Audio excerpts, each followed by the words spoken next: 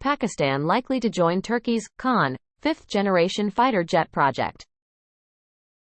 Turkey's ambitious National Combat Aircraft (MMU) project aims to develop a 5th-generation fighter named Kaan to replace its aging F-16 fleet and for export. Pakistan and Azerbaijan are partnering with Turkey to build the Kaan.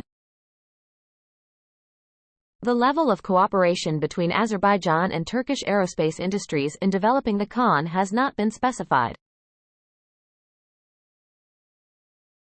Deputy Defense Minister Celal Sami Tüfekçi was quoted as saying by Turkish media that officials will be meeting their Pakistani counterparts to discuss its participation in the Kaan project this month.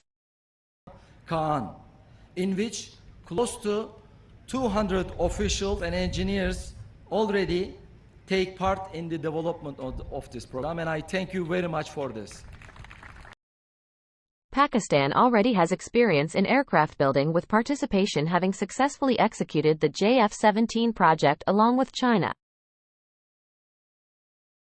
Pakistan has a close relationship with Turkey in terms of defense technology.